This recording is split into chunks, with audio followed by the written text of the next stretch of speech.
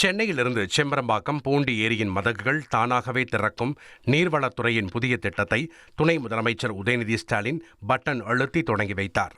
சென்னைக்கு குடிநீர் வழங்கும் நீர்த்தேக்கங்களை தானியக்கமாக்கி நீர்த்தேக்கங்களின் அளவை கொண்டு இதில் தண்ணீர் திறக்க வசதி செய்யப்பட்டுள்ளது.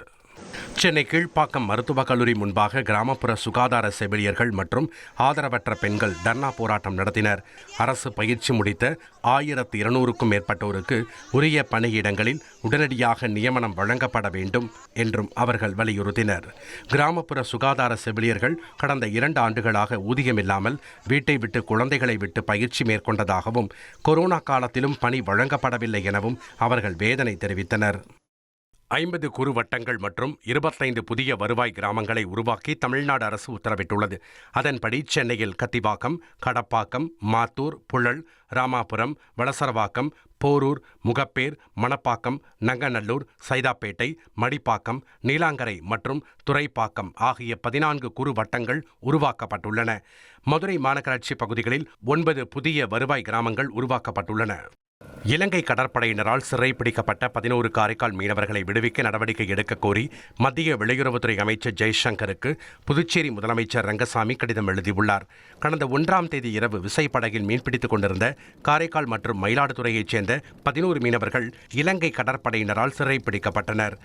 மத்திய அரசு உயர்நிலையான பேச்சுவார்த்தை நடத்தி சிறைப்பிடிக்கப்பட்ட மீனவர்களையும் படகையும் விரைவாக விடுவிக்க நடவடிக்கை எடுக்குமாறு முதலமைச்சர் ரங்கசாமி வலியுறுத்தியுள்ளார். சென்னை கிழக்கு கடற்கரை சாலையை 6 வழிச்சாலையாக விரைவுபடுத்துவதற்கான டெண்டருக்கு இடைக்கால தடை விதித்து சென்னை உயர்நீதிமன்றம் உத்தரவிட்டுள்ளது. திலீப் பில்ட்கான் நிறுவனம் தங்களது டெண்டர் நிராகரிக்கப்பட்டதை எதிர்த்து வழக்கு தொடர்ந்தது. நீதிபதி PT ஆஷா விசாரணையை வருகிற 27ஆம் தேதிக்கு ஒத்திவைத்து அதுவரை எந்த நடவடிக்கையும் எடுக்கக்கூடாது என உத்தரவிட்டார். பொங்கல் திருநாள் அன்று நடைபெறவுள்ள விண்வெளி மையம் தொழில்நுட்ப உதவியாளர்கள் தேர்வை ஒத்திவைக்க வேண்டும் என மதுரை நாடாளுமன்ற உறுப்பினர் சு. வெங்கடேசன் வலியுறுத்தியுள்ளார். மத்திய அரசின் பணியாளர் தேர்வாணையத்திற்கு அவர் எழுதியுள்ள கடிதத்தில் மகேந்திரகிரி இஸ்ரோ மையம் பொங்கலுக்கு விடுமுறை அளித்த நிலையில் மற்றொரு மையமான VSSC மையத்திற்கு தேர்வு அறிவித்திருப்பது முரண்பாடாக உள்ளது என கூறியுள்ளார். வெனிசுலாவில் அமெரிக்கா நடத்திய ராணுவ நடவடிக்கைக்கு எதிராக இந்தோனேஷிய தலைநகர் ஜகர்த்தாவில் உள்ள அமெரிக்க தூதரகத்தின் முன்பு நூற்றுக்கணக்கானோர் ஆர்ப்பாட்டம் நடத்தினர். அப்போது அமெரிக்காவுக்கு எதிரான முழக்கங்களை எழுப்பிய போராட்டக்காரர்கள் டொனால்ட் ட்ரம்பின் படங்கள் கொண்ட போஸ்டர்களை தீயிட்டு எரித்தனர்.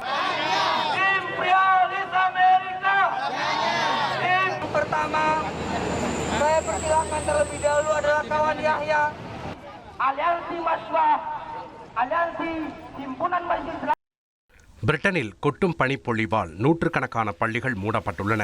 மேலும் பனிக்குவியல்களால் சாலை போக்குவரத்தும் ரயில் போக்குவரத்தும் தடைப்பட்டன. மேலும் ஸ்காட்லாந்து, வடக்கு அயர்லாந்து மற்றும் வடக்கு இங்கிலாந்து பகுதிகளுக்கு பனி மற்றும் பனிக்கட்டிகள் குறித்த மஞ்சள் எச்சரிக்கை விடுக்கப்பட்டுள்ளது. வரும் வியாழனன்று புயல் காரணமாக பல இடங்களில் கடுமையான பனிப்பொழிவு இருக்கும் என்றும் எச்சரிக்கை விடுக்கப்பட்டுள்ளது.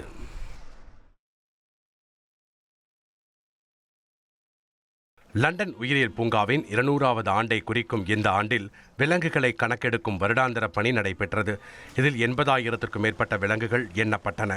பென்குயின்கள், ஆசிய சிங்கங்கள் மற்றும் நீர்வாழ் உயிரினங்கள் என அனைத்தையும் பூங்கா ஊழியர்கள் கணக்கெடுக்கும் காட்சிகள் வெளியாகியுள்ளன.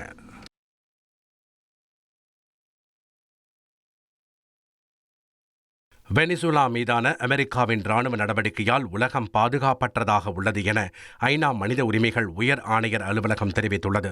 வெனிசுலா அதிபர் நிக்கோலஸ் மதுரோ அதிகாரத்திலிருந்து அகற்றப்பட்டதை மனித உரிமைக்கு கிடைத்த வெற்றி என கூற முடியாது என்றும் வெனிசுலாவின் எதிர்காலம் அதன் மக்களால் மட்டுமே தீர்மானிக்கப்பட வேண்டும் என்றும் வலியுறுத்தியுள்ளது.